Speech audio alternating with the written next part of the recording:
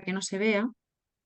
Bien, bueno, pues en primer lugar, agradecer al Foro EMAD esta invitación para compartir nuestra investigación, así como a la Universidad de los Andes su compromiso por la educación matemática, porque estos momentos de espacios para compartir, para aprovechar lo que en distintos grupos y en distintas líneas de investigación vamos encontrando, ¿no? Y discutirlos, pues es enriquecedor para toda la comunidad de investigación.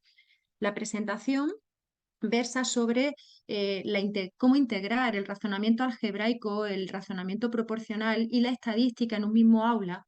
Y realmente son resultados los que os quiero compartir de proyectos de investigación que estamos llevando actualmente en la Universidad de Granada en colaboración con otras universidades como la Universidad de Zaragoza, la Universidad de Lleida, en los cuales eh, encontramos evidencia de esa particularidad que tiene el sentido estadístico en el razonamiento proporcional y algebraico en las prácticas educativas. También en colaboración con otras universidades como es Chile o como es Costa Rica, como lo vamos a ir viendo en algunos de los estudios que os voy a ir compartiendo y en algunas referencias, ¿no? Bien. El guión de la presentación es el siguiente. En primer lugar, posicionarme en qué comprendemos por pensamiento, por pensar en estadística y cómo pensar con sentido estadístico. ¿Cuál es nuestro enfoque sobre el álgebra? Porque realmente lo vemos de una manera abierta y por eso es que nosotros nos preocupamos por ver la relación que tiene el razonamiento algebraico con el razonamiento estadístico en el aula en sí, para compartir con ustedes resultados que hemos ido obteniendo en esos proyectos de investigación que nos han ido concediendo a nivel estatal y cómo hemos ido caminando poco a poco hacia nuevas reflexiones que quiero compartir con ustedes para avivar un poco también la discusión final después de esta tanda de presentaciones de paneles, ¿no?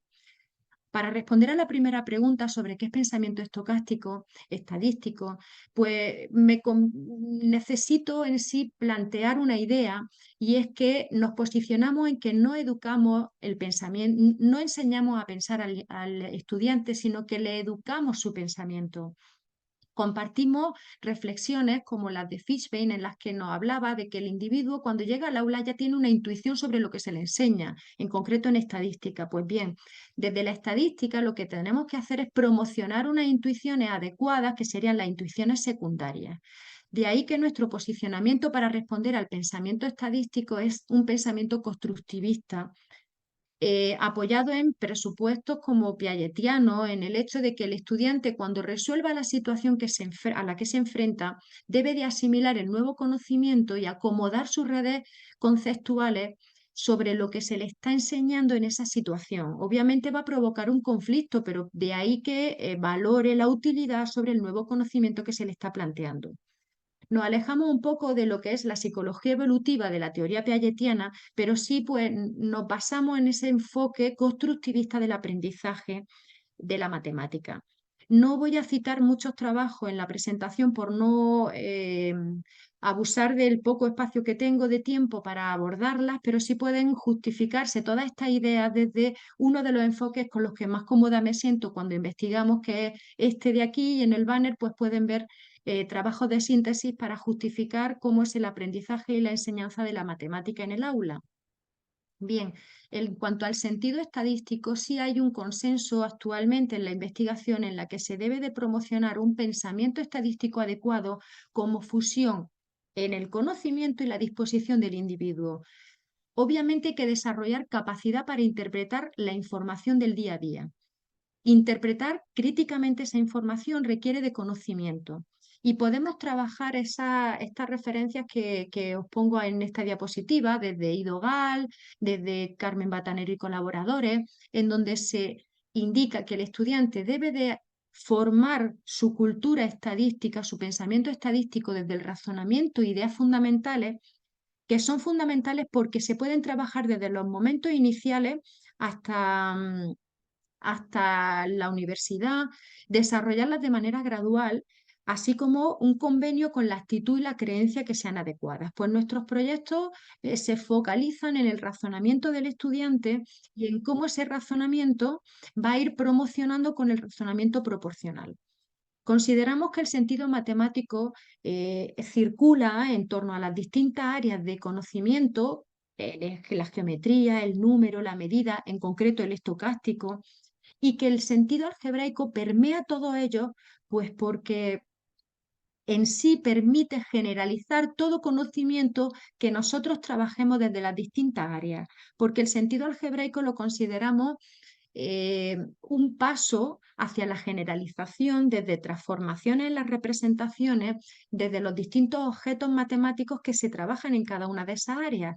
Por tanto, pueden profundizar en la información de este libro que se encuentra online de mi compañera María Burgos, donde abrimos nuestra perspectiva al álgebra desde niveles que en otros marcos no se han considerado porque son prealgebraicos. El paso hacia el álgebra en la secundaria puede explicarse de algún modo por no considerar el álgebra desde los primeros niveles educativos, donde el alumno ya trabaja con patrones, donde el alumno generaliza con las operaciones y sus propiedades y hace uso de variables sin tener por qué escribirla y operar con ellas en lo que es en sí una resolución de ecuación de primer grado, tradicional como estamos acostumbrados a verla. Desde estos dos posicionamientos comparto a continuación resultados a los que hemos ido obteniendo en nuestro grupo de investigación. Y es uno de ellos, el que os quiero compartir, hay unos cuantos más, pero por la disponibilidad de tiempo, es sobre las tablas estadísticas. Cuando un estudiante piensa en estadística, cuando resuelve un estudio estadístico, una investigación, organiza la información en tabla. ¿Qué sucede con la tabla? Que lleva asociada una complejidad algebraica que como docentes tenemos que ser consecuentes con la dificultad que puede conllevar su uso. De ahí podéis consultar esta referencia que os indico, que en nuestro análisis, en los resultados que os comparto a continuación, analizamos libros de texto de educación secundaria para observar si las editoriales son consecuentes con los niveles de algebrización que implica usar una tabla u otra en el estudio de la estadística y la probabilidad. Atendemos a objetos algebraicos en sí, porque el hecho de utilizar una variable implica utilizar sus modalidades, y las modalidades juegan un rol importante como clase de equivalencia cuando trabajamos frecuencia. El igual puede tener un signo con significado operacional o relacional en el momento en que trabajamos, pues identificamos estadísticos como la moda, la mediana. En sí mismo, la clasificación de los niveles de algebrización de las tablas es un resultado teórico que os comparto. Aquí no hay ninguna representación en esta diapositiva sobre tabla de datos, sería en sí mismo una primera organización que nosotros hacemos cuando trabajamos en estadística, donde por cada individuo registramos sus valores en las variables de estudio. Su nivel de complejidad es elemental, un nivel cero en el hecho de que trabajamos los números desde un punto de vista representativo, ¿no? Representacional. Pero en el momento en que representamos la función de distribución de una variable con su frecuencia, el nivel de algebrización es mayor. Eso explicaría algunos errores y dificultades que tienen los estudiantes cuando calculan estadísticos como la moda y responden la frecuencia en lugar del valor de la variable, porque se queda implícita en la tabla la función que hace corresponder a cada modalidad de la variable el cardinal del conjunto de elementos que cumplen, que tienen ese valor de la variable. Esta sería una tabla de distribución con frecuencia absoluta. Otra cosa es que se le añada una columna para representar o para utilizarse para el cálculo de la media. Esta tabla tiene una complejidad algebraica mayor en el sentido de convenir en ella misma lo que son las frecuencias acumuladas que se representan con la n mayúscula. Los datos se representan con un intervalo de valores. El estudiante debe de manejar desigualdades, debe de manejar funciones en las que se relacionan distintas celdas de la tabla.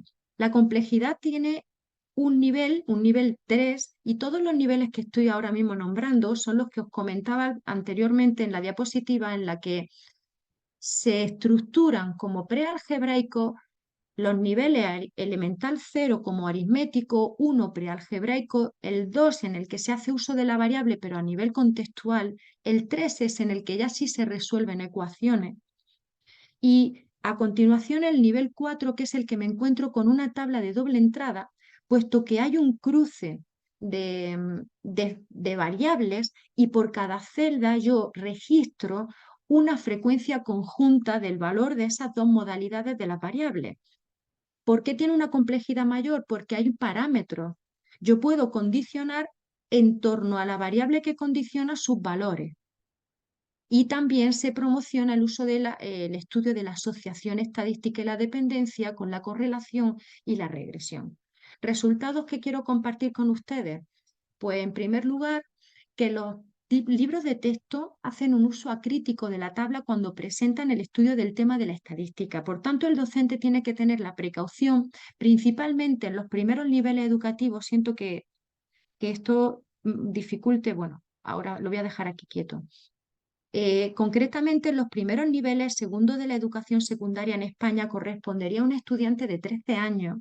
No está totalmente maduro como para trabajar con esta frecuencia acumulada si no hay un énfasis para el trabajo con los estadísticos de orden, ¿vale? Con los cuantiles. En el caso de tablas con niveles, con los valores en intervalos de valores, ¿no? Donde hay marcas de clase, sí hay una progresión mayor de dificultad conforme avanzan en el curso escolar, pero realmente al principio en esta editorial concretamente hay un uso equilibrado y se espera que haya atención a la dificultad en el lenguaje para que se puedan hacer inferencias estadísticas adecuadas y no entorpezca la tabla el que se puedan hacer ese estudio de esas situaciones. Otro resultado que os quiero compartir, bueno, con las tablas de doble entrada, perdón, se me olvidaba compartiros que hay un uso bastante difícil de la tabla de doble entrada en los primeros niveles educativos. Y digo difícil porque cuando uno tiene una representación en el aula, lo que tiene que hacer es exprimirla, aprovecharla. Y el estudiante en 13 años no está todavía en condiciones como para poder aprovechar su estudio para el análisis de la dependencia entre las variables que analiza. Eh, los siguientes resultados que os comparto, podemos discutirlos después, ¿no? En la sesión de discusión, son referidos a la probabilidad. Hemos hecho un estudio amplio con cerca de 300 estudiantes en Costa Rica, unos 400 en España, en los niveles de la secundaria y el último curso de primaria para ver cómo se relaciona el razonamiento proporcional y el probabilístico. El proporcional se mide con un ítem sobre mezclas, son ítems utilizados en la literatura previa para medir el razonamiento proporcional del estudiante y la variable de tarea en esos ítems son muchos, son 3 por cada cuestionario, 6 en total. Variamos la composición de la acidez del zumo de limón dependiendo de los vasos de limón y los vasos de agua que conformen ese zumo que se le está preguntando al estudiante cuál es más ácido.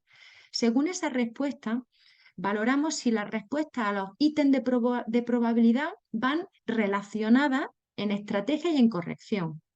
Un ítem muy curioso es el ítem del juego justo.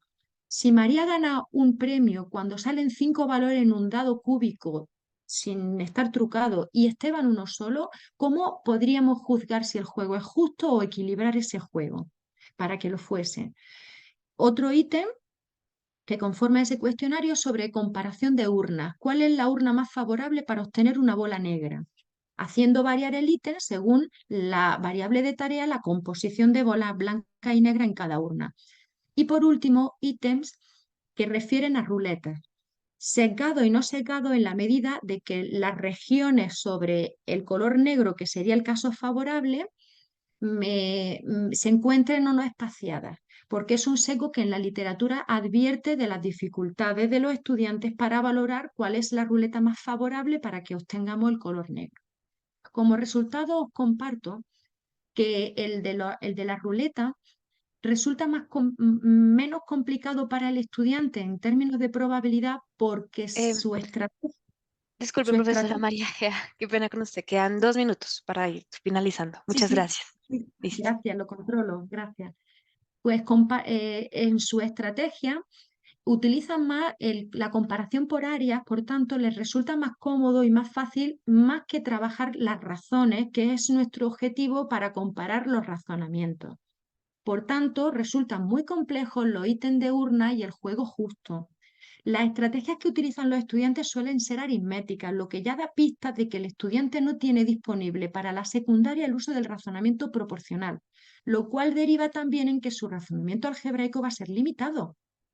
Y para compartir con ustedes reflexiones, pues el hecho de que el álgebra permita establecer conexiones con otras aproximaciones es útil, concretamente en la estadística, y necesitamos ciudadanos críticos, capaces de leer y de interpretar información estadística. Por tanto, es necesario que el álgebra se utilice y la proporcionalidad como paso, como para promover el razonamiento en estadística, el pensamiento estadístico del estudiante.